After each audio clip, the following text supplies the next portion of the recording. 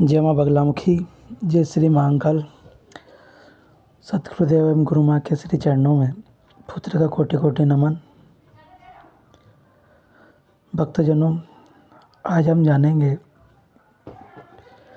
किस प्रकार से करें माँ बगलामुखी की पूजा ताकि हो शत्रुओं का नाश। भक्तजनों, देवी के 10 महाविद्या स्वरूप में से एक स्वरूप माँ बगलामुखी का है। इन्हें पीताम्बरा और ब्रह्मास्त्र भी कहा जाता है। यह स्वयं पीली आभा से युक्त है और इनकी पूजा में पीले रंग का विशेष प्रयोग होता है। इनको स्तंभन की देवी भी माना जाता है।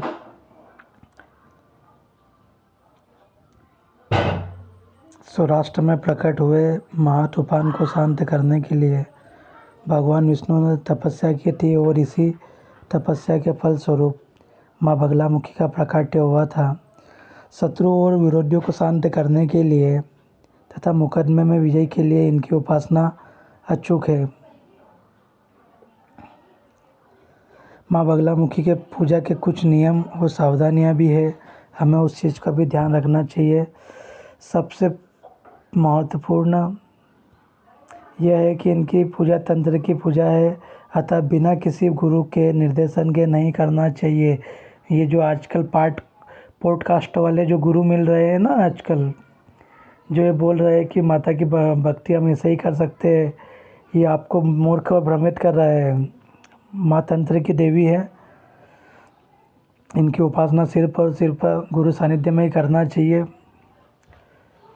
अगर हम किसी इच्छित फल की प्राप्ति करना चाहते हैं तो माँ की साधना आराधना करने के लिए गुरु की आवश्यकता होती है, वरना लोगों को मूर्ख बनाने के लिए तो पंडा पुजारी बैठे हुए हैं जो हवन अनुष्ठान के नाम पर लोगों को आज व्यापारीकरण का हिस्सा बना रहे हैं।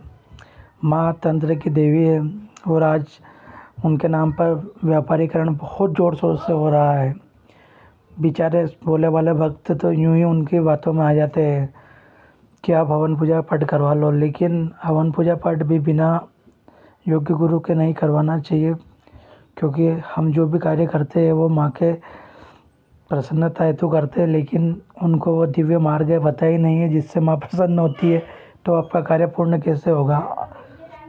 हमारे पास बहुत से ऐसे भक्तों का फ़ोन आता है कि हमने फलाने प्रसिद्ध मंदिर में जब हवन करवाया लेकिन लाभ प्राप्त नहीं हुआ। अरे भाई, आपको जो समस्या है उसका मूल कारण ही आपको पता नहीं है, तो आप हवन करवा भी लोगे तो उससे लाभ थोड़ी ना होगा।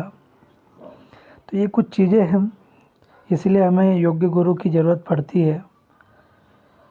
इनकी पूजा कभी भी किसी के नाश के लिए नहीं करना चाहिए। माँ शत्रु का कभी नाश के लिए काम नहीं करना चाहिए। हाँ, शत्रु भाव कम हो जाए, शत्रु के जो हमारे खिलाफ गलत षड्यंत्र रच रहा है उसका स्तंभन हो जाए, हमारे कार्य सिद्ध हो जाए, उसके लिए करना चाहिए। इनकी पूजा में व्यक्ति को पीले आसन, पीले वस्त्र, पीले फल और पीले नैवेद्य का प्रयोग करना चाहिए। इनके मंत्र जाप के लिए हल्दी की माला या रुद्राक्ष की माला का भी प्रयोग कर सकते हैं। पूजा का उपयुक्त समय संध्या काल या मध्य रात्रि में होता है। शत्रु और विरोधियों को शांत करने के लिए बगलामुखी की पूजा गुरु सानिध्य में ही करें। चौकी पर पीले वस्त्र बिछाए, इन पर माँ बगलामुखी की चित्र या प्रतिमा की स्थापना करें। उनके सामने अखंड दीपक जलाए, उन्हें पीले पुष्प और पीला नैवेद्य अर्पित करें। सबसे पहले इनके भैरव मृत्युंजय की उपासना करें, फिर बगला कवच का पाठ करें। इसके बाद अपने संकल्प के साथ इनके मंत्र का जाप करें। मंत्र ओम लीं बगलामुखी सर्वदुष्टानां वाच्यं मुखं पदम स्तंभ जिह्वां खिले बुद्धिविनाशाय ह्लीं ओम स्वाहा। कम से कम 36,000 या 1.25 मंत्रों का जाप करें। अनुष्ठान के बाद दशांश हवन भी करें। इसके लिए नित्य प्रातः काल माँ की उपासना करें। हल्दी की माला से दरिद्रता नाशक मंत्र का जाप करें।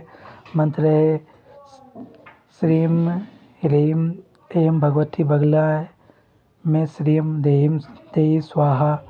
पूर्ण स्वात्विकता का ध्यान रखें, ब्रह्मचर्य का पालन करें।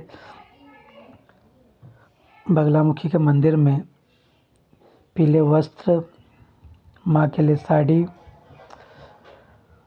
पीला श्रृंगार और हल्दी की गांठें अर्पित करें।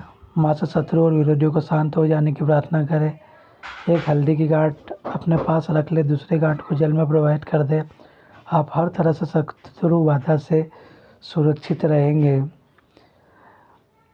और जितना हो सके माँ बगलामुखी की साधना गुरु मार्गी ही करें, आपको निश्चित ही सफलता प्राप्त होगी। अगर आप जगह जगह जप अनुष्ठान करवा कर परेशान हो चुके हैं तो आज ही माँ बगलामुखी की शरण प्राप्ति करें और माँ की क्रम दीक्षा लेकर माँ से अपने तार जोड़े। जय माँ बगलामुखी, जय श्री महाकाल।